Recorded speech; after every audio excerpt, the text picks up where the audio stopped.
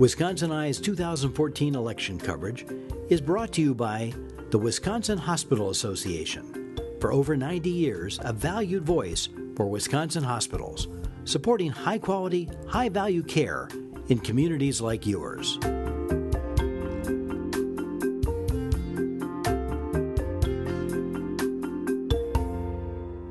Wisconsin Eye coverage of the 2014 elections continues. We're interviewing State Representative Robb Kahl of Monona. He's a Democrat seeking re-election in the 47th Assembly District. Robb, welcome back to Wisconsin Eye. Thanks for having me. Wisconsin Eye appreciates the support of the Wisconsin Hospital Association, which represents more than 139 hospitals and health systems, for making these candidate interviews possible. Finishing your first term, right? Correct. Well, I like to ask first-termers what they specialized in and lessons learned about the first 2 years in a pretty interesting building. So yeah, as far as specialized in, it was really just getting. I came in focused on jobs and the economy because I think that's really what people sent us here. Also, public education. I have 4 children, age 10 and under, and that's obviously very important to me. But what you find is you focus on those things at the get-go, but you also have constituents that bring things forward, things that happen in your communities. I have 8 communities in the 47th Assembly District, and I had a constituent come forward with health concerns for her son that led to us passing the cannabidiol or CBD bill, a medical marijuana bill, which has not been implemented. No, are you surprised? It's been. I'm sorry to interrupt you. No, it's a great question. It's been implemented, but you've had the major hospital systems like UW and Children's Hospital over Milwaukee say they're not going to do it until there's some federal clearance. Oh. And so there's some federal legislation introduced by Republicans to remove it from the Schedule I substance. There's no hallucinogenic or other effects that are in the CBD, but it's still considered marijuana. And what's also interesting is after we passed it, you had the Republican governors, I think in Pennsylvania and Florida, do 180s and say they would sign their bills and did. So yes. You have a growing number of states now, it's over a dozen I think, that have legalized CBD. And so what we're trying to do is figure out how to get it into the state. The system has been put in place by the state now for doctors to apply. We understand there's a doctor in southeast Wisconsin that is interested in applying for that permit. So hopefully things will move forward. Yeah, but we told people, look, if this was in place by the fall, that would be pretty speedy for government work. Yes. And we also knew that there was this other layer at the federal level that could impede this. But 2 years ago, you didn't even know that issue was out there. No, right? I didn't. Okay. No, that was a constituent who brought that forward in Monona, and all of a sudden we had constituents, my colleagues had constituents popping up throughout the state. It's not a issue, these seizure disorders that impacts just Democrats. It impacts both sides, including the Speaker had a constituent in his district. And so, it was something that was a great learning experience for me to work across the aisle, find a colleague across the aisle that would co-sponsor, give it a hearing, Representative Krug, and then work with the Speaker to tweak the language, and then we had to tweak the language to get it through the Senate. Yep. So you come into this position with obviously plans and ideas, but things like that happen. In McFarland, we had a sexual predator issue where there was not notice given because he came from out of state, an out-of-state institution. So we worked with the local police, the Department of Corrections, again, a bipartisan bill, get something in place, and that now is the law. But I also worked on economic development bills, the venture capital bill with Representative Kuglich. We also did the classified research bill that enables the UW here to do classified research for the federal government, because we had to work with the open records laws and so forth, and found a bipartisan solution to make that work. And so a lot of the things we did do were focused on economic development, but it's also reacting and assisting your constituents as they bring things forward. There's the venture capital bill is a good example of I would have done more. I would have put more money into that fund. I would have also allowed for things like stem cell research to be done, but that is where, unfortunately, you do find some roadblocks across the aisle. Yep. And I respect their points of view. I respect that they are coming from a part of the state that they are reflecting their constituents' point of view in many regards, but I think sometimes, like many things, it just will take some time to educate, and stem cells are a prime example of that topic. I think there needs to be some movement across the aisle and get us there, but we're not there right now. But what I've done is get what I can, get it through, and then live to fight another day. A lot of my colleagues would rather, I would support medical marijuana. Even, our Madison Police Chief has come out in favor of recreational marijuana. We've had a countywide referendum. It's something where, as long as there are some restrictions, look and see what Colorado and Washington State did. It's something I'd be supportive of, but it's not going to pass. So for me, you look at what you can get done and work on that instead of being upset about what you can't get done and then putting out nasty press releases. It just, for me, being a former mayor of Monona, I got a lot done by working with people across the political spectrum. As a business owner, I can't just pound the table and pout when I don't get my way. I have to work with my board of directors. I have to work with my partners and the employees and your clients and figure out what the path is for everybody to succeed as much as possible. And that's really the attitude I've brought in here. It's been, one part of your question was, what have you learned? Or, for me, being a former local official, which I think should be a prerequisite to this job, to serve in either the school board or town board or city council, county board, because you need to have that understanding, because we do so many things here that impact those local government officials. You bet. Tying their hands, frankly, which I would not do.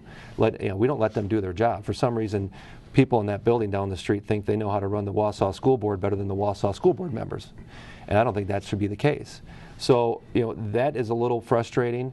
The money is very frustrating. Being a local politician, as mayor, on the council before that, you really didn't have to go and raise money. You knocked on doors. You raised some money, to print up your yard signs, whatever it may be, but it was about getting out in the community, et cetera. And I've taken that, continued that in this role, but you also need to raise money here, and that's become abundantly clear. Sure has. And I wish that wasn't as prevalent.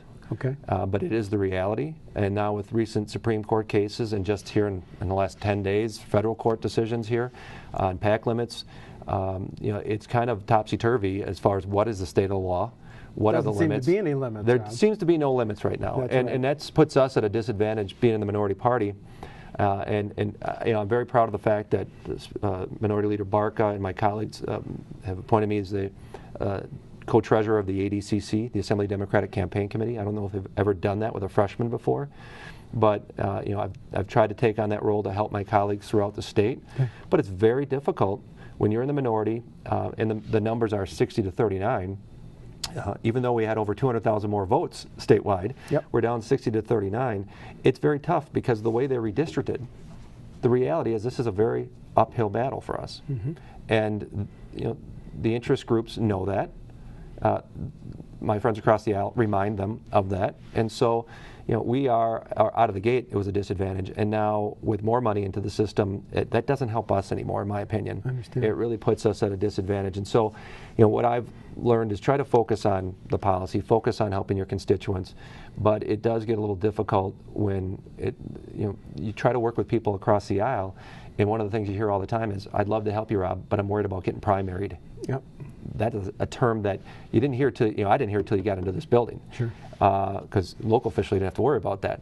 But now here, you have people that understand what you're working on is probably a pretty good bill. They would like to help you out, but they would be seen back home as being not conservative enough for my Republican friends.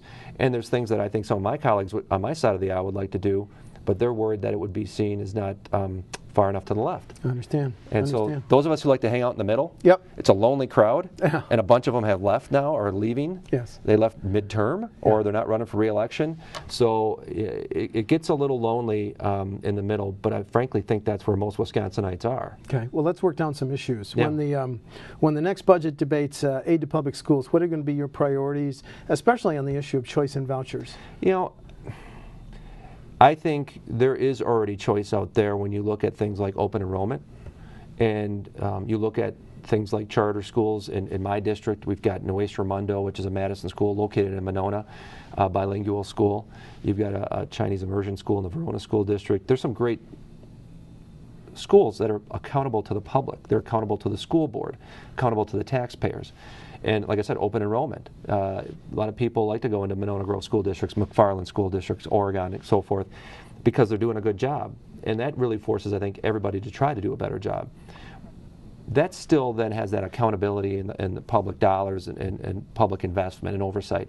When you take that away and funnel that money off to private voucher schools, Well, you lose that accountability. They don't have the same standards. There's been a lot of rhetoric about imposing the same standards, but that has not been the case to date. And now I know the interest group has formed more of a statewide association. The American Federation for Children's has now, I think, put it into a statewide association because the push is coming. And the governor has made that clear recently in his comments that that cap that is on right now on a statewide basis will be removed. And when you look at, I don't think we're unique in the 47th Assembly District.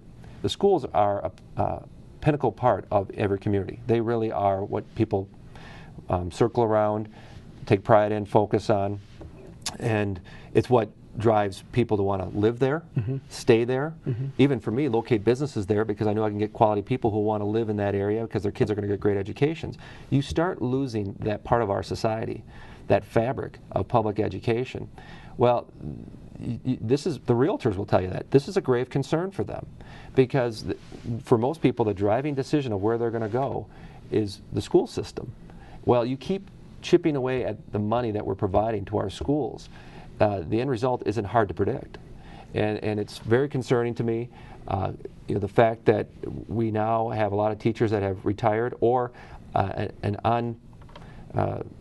unpredicted result of Act 10, a lot of teachers that are bouncing around from school district to school district because they can go get money, more money here, et cetera. They're free agents. They're free agents. And we had told them that was probably going to happen, and my colleagues across the aisle said, oh, no. Well, it's happening. And then you lose some of that stability in the school district. Right. And so I'm really concerned about the future of public education as a parent of 4 young children, 10 and under. My kids go to the Monona Grove School District, and they get a great education. I don't know that will be the case if my kids decide to stay in Monona Grove and their kids go, my grandchildren. And that's a grave concern for me because it's supposed to be a commitment we make to our kids and our state, and I don't think we're following through. What about the governor's call this summer to withdraw from the Common Core standards, Rob? I don't agree with it, and I think you're starting to see more and more across the state that's not the position people want to take. Okay. My concern is we've lost a pretty reasonable-minded chairman on the Assembly side, Representative Kestel, not running again. And I don't know that Senator Olson will be put in his spot again over on the Senate side. And my concern is that is a political hot potato that they will continue to push. This was something that Republicans wanted years ago. This was something that was a bipartisan push, but really driven initially by Republicans. This isn't something that's being handed down by the federal government. This is a collaborative approach. Okay. And we've put a lot of time and effort and money into this, and now to pull the chain, you combine things like that, the approach to Common Core, with pulling money from public education, diverting it to private, unaccountable voucher schools, et cetera. It's almost as if they want public schools to fail. Okay. And that's a grave concern for all of us, and it should be, but I don't know that enough people know this is going on, because right now, you don't see it as much. Your kid's still getting a good education. My concern is 5, 10 years down the road, where's that education going to be? Okay, another issue, as you're aware, the transportation funding might be $600 million, $700 million short in the next biennium. Your thoughts on how to fill that gap? Well, before I came here, I served on the Transportation Finance and Policy Commission, and it was a bipartisan commission that unanimously endorsed a menu of options to address this issue. Even before we had the press conference to address that, it was summarily dismissed by the Speaker, the Senate Majority Leader, and the Governor. Right. And that's very disappointing, because we're in a state now where pretty soon about 20 cents, 25 cents on the dollar at the gas pump you collect is going to go to debt service. Bonding is always going to be part of any infrastructure project, especially at the rates we've been seeing. But you need to have a stable, long-term funding source. We got rid of the indexing years ago, and that was a bipartisan thing. I think it was a mistake. 2006. So we are now in a situation where, with more fuel-efficient cars, no indexing, we are not collecting the revenues we need. And those more fuel-efficient cars or completely electric cars are still having the same wear and tear on the road. We're just not catching those user fees. So you want to come back to the recommendations of that task force you served on? I think so. I know there's been some support, bipartisan support for ideas like toll roads, but we first need some federal legislation to allow us to even do something like that. That's right. And that takes years to implement. I think the more pragmatic approach is look at where we're at right now. Look at, in Wisconsin, you pay about $250 a year in gas tax and registration fees. $250. Break that on over 12 months. What do you pay for your cell phone? What do you pay for your cable bill? You kind of go down the line. It's a pretty good deal. We're lower than everybody else in the Midwest. And people, I think they just naturally assume, oh, we must be raking it in with these gas taxes. We're not when you consider the expenses. And people need to understand this isn't just building superhighways or zoo interchange. This is for local roads. And the transportation system is a multimodal system, but heavily dependent on that funding that we get at the gas tax and registration fees. We need to address this. And right now we're just using credit card mentality, and that's long-term not viable. Let's talk about healthcare funding. The American Hospital Association says that our Medicaid reimbursements are second lowest. Do you think they should be raised? Yeah, and I sponsored legislation to help try to address that. I think we've made a few mistakes here when it comes to working with the federal government on Medicaid as far as our partnership there and not really following through, and we're starting to see some of the ramifications of that. But you can't continue to have a strong healthcare system in the state, and I think we do. I think we've got a lot of obviously great physicians and a good hospital network, but when you continue to have those low of reimbursement rates, people aren't going to participate in the system, and people aren't going to get the care they need. So we have to do this. First offense drunken driving, should it be a crime? Well, your knee-jerk reaction, and I sponsored legislation to criminalize with a child in the car, but you have to look at the overall impact, what it would have on the Department of Corrections system, what it would have on the judicial system. And if you actually look at what our problem is with regards to drunk driving, and we have a problem in this state, it's the repeat offenders. It's the people that you're getting the third, fourth, fifth time, and they're getting a slap on the wrist. It's the people you catch that are at 0.20. I think we would have to have a serious study before criminalizing the first offense to understand what we're going to need from the prosecution standpoint, what you're going to need from the correctional standpoint, and what we as a state would need to do as far as funding those things, and what impact it's had on other states as far as reducing the recidivism and so forth. Believe me, driving around with 4 kids in my car, you obviously take that very seriously, that role to keep them safe, and you're always looking around to make sure that you got to sometimes worry about the other drivers more than you worry about yourself. And in Wisconsin, there are some issues, but I don't know at this point that we have enough information to say, yeah, you go criminalize that. Okay. I'm open to the discussion, but right now I haven't seen anything that would say, yeah, it's clear cut, we need to do it, because there's so many moving parts there. But it's not something where I think it's a clear-cut answer at this point in time. But I've been talking to the groups that are across the spectrum interested in this, and I know it's been a hot topic as of late in the AG race. But we as legislators can't just look at the politics of it. We have to look at how do you implement it and how do you pay for it. And some of this is really not about criminalizing versus treatment, and that's where I think we are failing miserably. And I think we can do some better things there with folks that clearly have some substance abuse issues, and but there is that concern that anytime you go out in the car, like I said, of what the other drivers on the road are doing, and I'm willing to have that discussion. I just don't know that we have all the information right now to clearly say, yeah, we're going to do this. Okay. Finally, do you want to highlight any differences with between you and your opponent on November 4th? I don't really know that much about my opponent yet. We're going to see each other for the first time at a forum, neighborhood forum tonight. But what we've been able to discern are a couple of things. I sponsored the venture capital bill along with my Republican colleagues, but as I noted earlier, I wanted more money, but I also wanted money for stem cell research. I've been endorsed by Planned Parenthood and other groups because I support a woman's right to choose. My opponent is supported by Pro-Life Wisconsin. His campaign treasurer is actually the general counsel for Pro-Life Wisconsin. A very small number of Republicans even try to get the endorsement of Pro-Life Wisconsin. They make Right to Life look like a liberal think tank because they do not support stem cell research, embryonic stem cell research. They don't believe a woman should have a right to choose even in cases of incest, rape, or the health of the mother.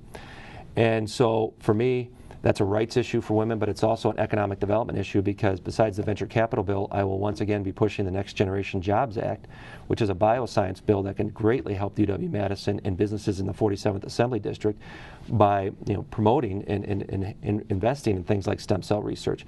My opponent would oppose that. And I can't imagine a legislator from the Madison area, Dane County, that would oppose stem cell research. But that's a drastic difference.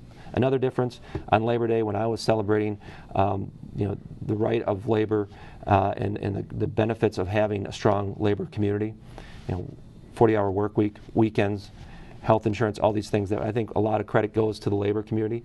My opponent was out talking about how Labor Day shouldn't be to celebrate labor, but rather capital. And the quotes he put on his website and the links he provided are pretty startling. And again, I don't think are reflective of the 47th Assembly District. And so I think those are two stark differences that we've just been able to find from looking at some of his website releases. But I think we'll find some more. Okay. And I think people in the 47th Assembly District hopefully recognize that I'm more reflective of their points of view and have done a good job in the last 2 years trying to really actively reach out. We've had over 20 listening sessions, responded to over 4,500 constituent contacts. I have a very active and very informed electorate in my district, yes. And I appreciate that, and hopefully they appreciate the work I've done. Thank you. Representative Robb Kahl of Monona is a Democrat seeking re-election in the 47th Assembly District. Robb, thanks for talking to Wisconsin Eye. Appreciate the time. Thank you. Thanks.